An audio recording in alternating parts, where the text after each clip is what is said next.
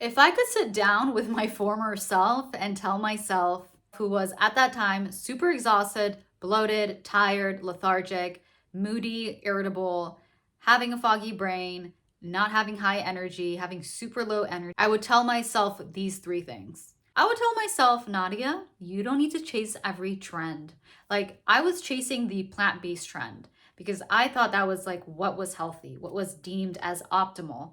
I was plant-based for 8 years. I had, a lot of people in my life who were plant-based, and a lot of people who told me plant-based was the right way, even doctors themselves.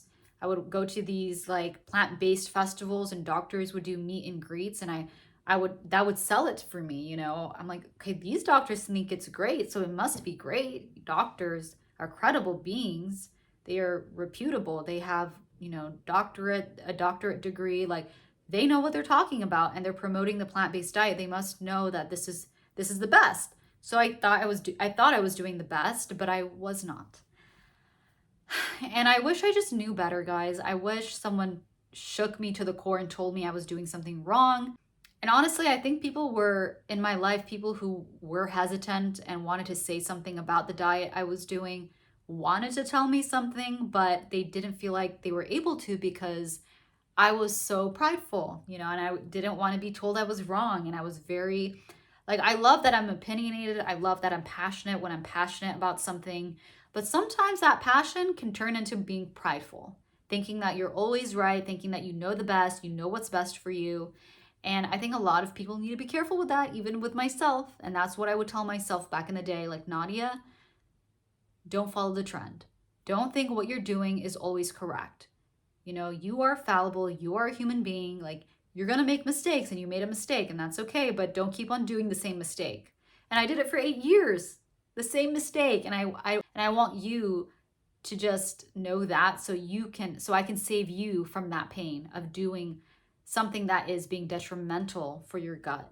Number two, be open to other people's opinions. Now, that's different from the first one because the first one was about being prideful. The second one, yes, I guess it requires you not to be so prideful, but to be open-minded. I would tell myself, if I could go talk to myself back in the day, I would tell her, Nadia, like, don't think so close-minded. Don't think what you know is what you just know. Like, what is the only knowledge there is about health in the world? There's other ways to being healthy. There's other ways to healing your gut. And I wish I just learned more and searched for answers more back in the day about gut. Gut health was not talked about back then much, even like 8 years ago. And now it's becoming more prominent, and that's awesome. But back then it was just not popular. It wasn't talked about. And I didn't realize I had gut health issues. I didn't realize I had gut issues because I didn't know, and I didn't search for it. I didn't know that I didn't even know the term to search for what I had.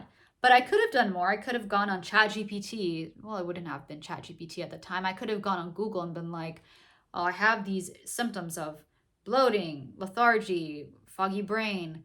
But I didn't say that. I just went about in life thinking like the plant-based diet was the best diet ever.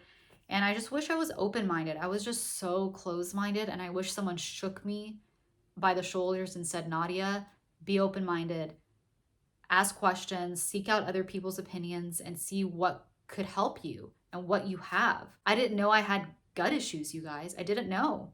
I didn't know the terms. I didn't know how to explain what was going on in my body. I just thought, okay, I'm doing the diet.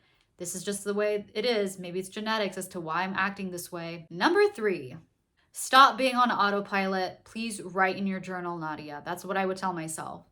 I wish, not every day, but for the most part, like, write down what I was eating at the time, what made me feel bloated, what didn't make me feel bloated, what made me feel tired, what didn't make me feel tired. Like, I wish I knew about the elimination diet. I wish I knew what it meant to, remove and add certain foods to my diet to see how my body felt.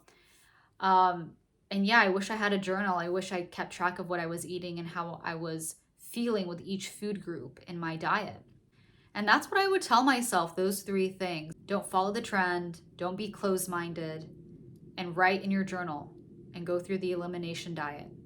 Those 3 things were things I wish I told myself back when I was plant-based for 8 years, so I could have saved myself a lot of pain. And that's why I created this video, so that you could save yourself from a lot of pain. And with that being said, you guys, if you are struggling with pain, overall discomfort, you have a bad memory loss, you have a foggy brain, you can't think efficiently, right? When you talk to people, you can't conversate well either, you feel tired all the time, and most of all, you have a bloated stomach, then you're gonna have to watch my video down below that I created just for you about the 7 mistakes that you are making to not heal your gut, okay? Have an amazing day. I'll see you in the next video. Bye for now.